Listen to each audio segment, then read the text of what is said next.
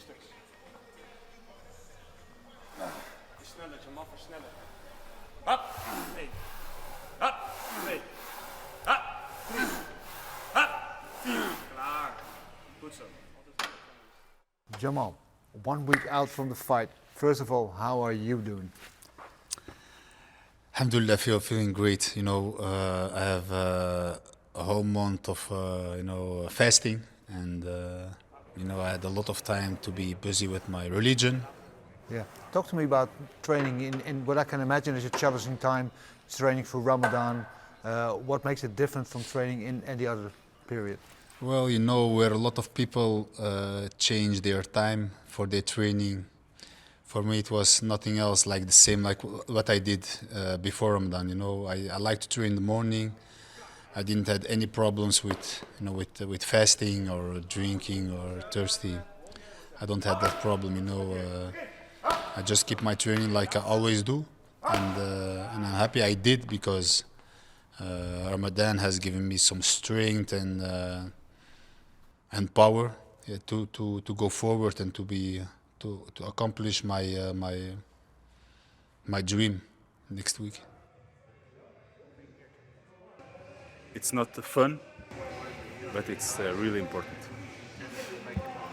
It's more flexible. I'm more than 2 meters, so I need to be in the ring. You need to dance, and to feel light on your feet, and this kinds of trainings is really important for me.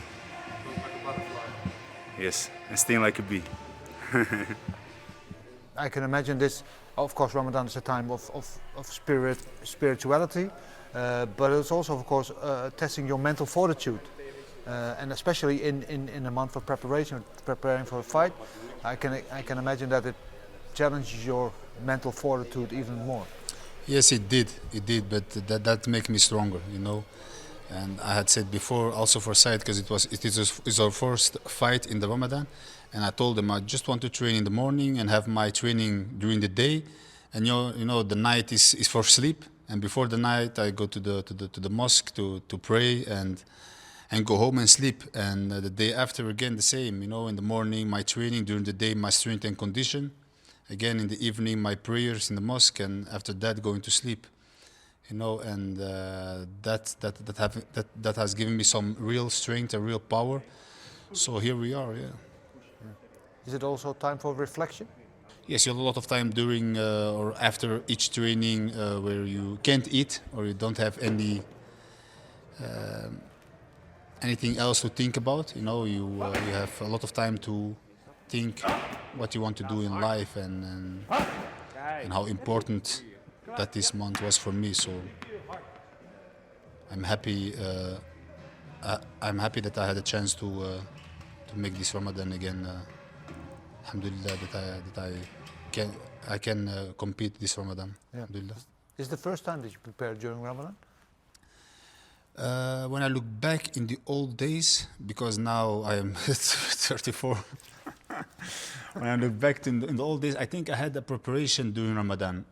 As I can remind, I think Anderson Silva, 2014. I think it was more difficult. It was in the summertime. I think in August. I think, and I fought Anderson Silva in Las Vegas. Yeah. 2014. What do you remember from that preparation? And how was it different from this one? Yeah, I can remember that preparation was really hard, because in that time I was thinking, oh, what I need to do, I need to change my training in the evening. I was very young and I don't have the experience what I have now. And when I look back, I want to say to the young Jamal, just keep doing what you always do, train during the day, and but again, I was too young and too selfish, I think, at that time. And again, this Ramadan was for me very easy to compete and to finish my training strong. Yeah. Also less experience than you are now back then, right? Yes, a lot of more experience, a lot of more experience. Yeah. Time flies. Time flies. Yeah. That experience and going through the process before and having more wisdom and more knowledge about these facts, does it give you also more peace of mind? Yes, 100%. I think when I look back at that time when I was 24, you're standing somewhere in your life you don't know which direction you want to go in life, and you don't have that inner peace. You don't have. And now, at this age where I am now, I found that peace. I know where I want to go in life, you know, and I know the purpose of life. And I think at that time, I didn't even know what I want in life. So I have a lot of more peace than when I look back. Yes. Yeah, and you look fit, you look healthy, because we haven't seen much or heard much from you since your last fight, but you can assure us that you've been training and you've been preparing very hard. You know, alhamdulillah, I fought 22 of February against Uku.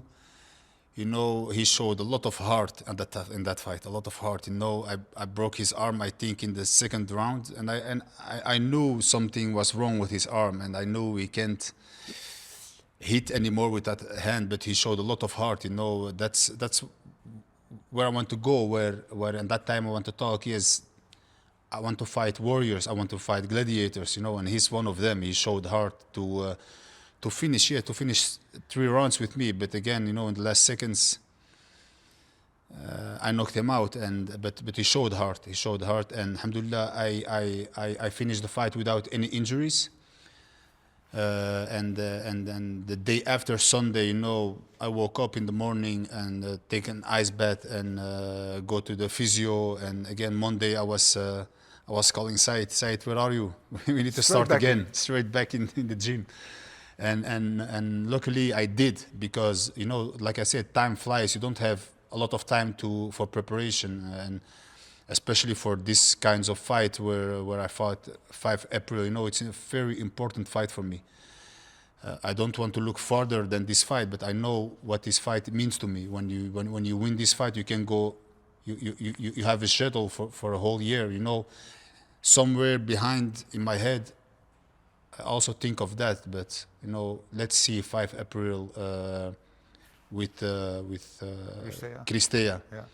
You know, I looked a lot of fights of him, a very experienced fighter, Romanian guy.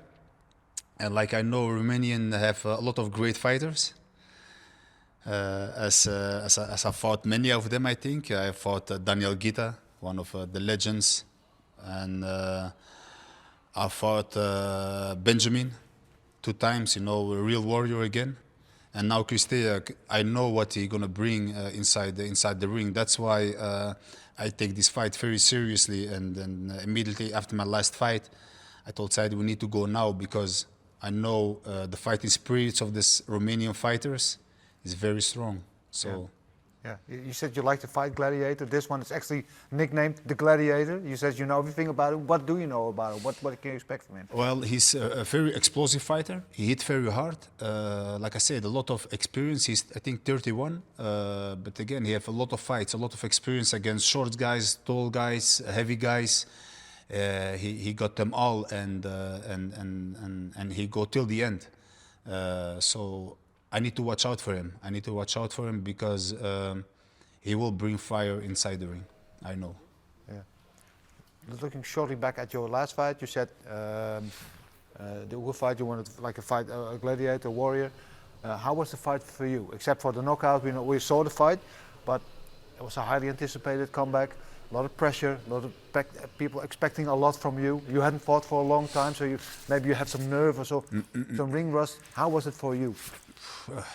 Like you said, you know, I was absent for a long time, and I always was asking, let me fight, and you know, after 2.5 years, I can fight in Rotterdam, sold out arena, and me as a main event against a gladiator, against a warrior, Uku Jurgendar, who has knocked out a lot of opponents. And so the pressure was high. And but I had a good, strong team who has given me, you know, who has bringing me to the right direction, also in the dressing room, because sometimes I can go with my mind somewhere else where I didn't want to go. And this time I had a strong team who has given me the power till the last seconds to bring me inside the ring with a clear mind. And I think that was the most important thing for me. That was also a win for me. And, you know, after stepping out in the arena and seeing the crowd screaming my name, you know, that feeling, you know what, the feeling that I had there I hope a lot of people gonna experience one time in their life what the feeling I had that day, that night. It's amazing. Yeah. In a way, is it fair to say that the second fight is easier because you shook off that nerves of the first fight already? Well, yes, because my last fight was, I think, not 5 weeks ago or 6 weeks ago. I think the nerves will be a little bit less than my first fight. But again, me as a main event in a sold-out arena, it's always pressure. You know, the fans want to see action, the fans want to see KOs, the fans want to see power, the fans want to see action, fire, and everything. So there will be always pressure, but good pressure. You know, also makes me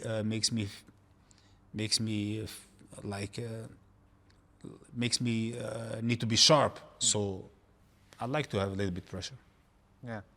And also the pressure is on this fight because if you want to continue the schedule that you just pointed out, you need to win the first fight. Yes, and that's something amazing. You know, I have also a lot of experience in tournaments, and it's a little bit the same. When you win, you can go further. When you lose, you can go home. So you just look at one fight at a time, and that's what I'm gonna do that day, and that's what I did all the last week. So just focusing on one fight. Christian Ristea, a powerful fighter, strong fighter. I know what he brings inside the ring, so I need to watch out for him. And first that fight, and after that we're gonna see where we are. Kom op. 1. Juist. Hop. 2. Laatste hop. 3. Juist. Ja, dit is goed, dit is goed. Je hebt hem getikt. Ai. Happy it's done. I think after Wednesday, Thursday, I think my last training will be Thursday, and then looking forward to 5 April, firework. You've been working in silence. We haven't been away from the public eye for 6 weeks, training, preparing. I understand you spend a lot of time at home. Describe the situation. I understand you have cats, chickens. What is it like? You know, after when I finish my training, I think people don't know that side of me. But after when I finish every training, like now, I go home, and just be busy in my home. I have 3 cats. I spend time with them, and if I spend time with them, I go to my chickens and spend some time with them. So, you know, that gives me some peace in my mind, and I like it. You know. So yeah, I'm always when I don't train, a lot of the time I'm just at home. It was always my dream to have something like this. Always my dream. I always said I want to have like a very big garden, one where I want to have some animals running, and where also I can clear my mind if I want, and where I can just be myself and not too much people around me.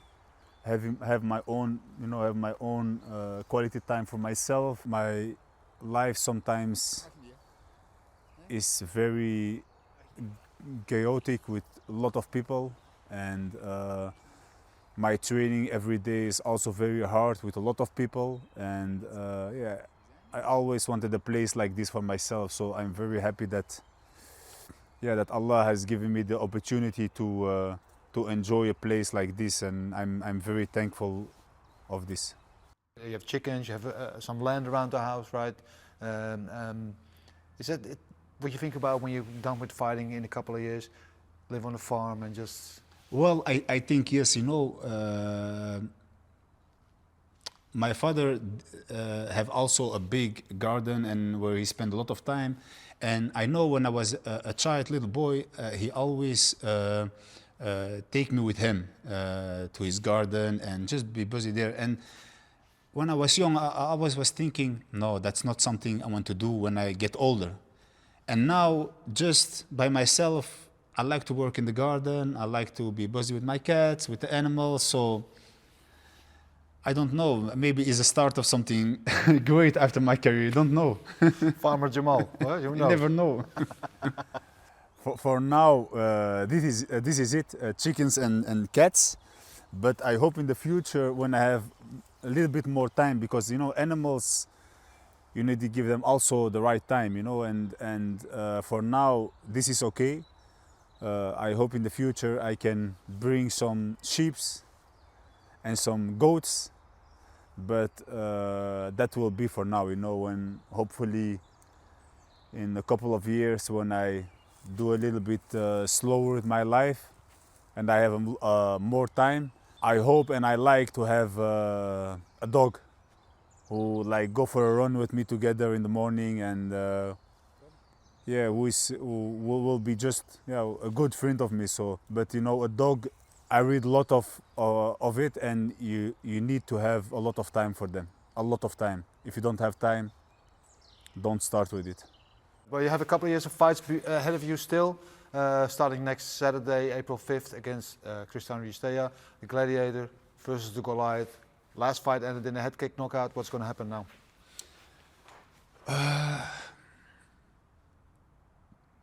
Well,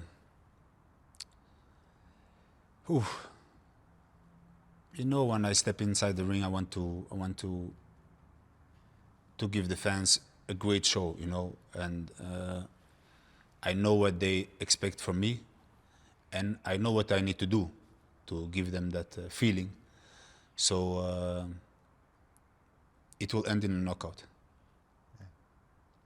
But that's the Jamal we know for the rest of the year. But now all of a sudden you have more experience, you're more calm, you live on a farm, you know, you're more. And also I have Said. I have Said next to me. Yeah, and you're more calculated. Yes, yes, and you know we worked a lot now 5 weeks for this game plan against Christian Ristea, and you know Said is from the game plans. I need to stick with the game plan like I did last time.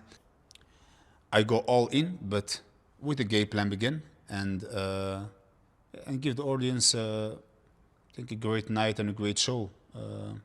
Nothing else what they expect from me. And then back to the chickens. And then back to my little farm for now.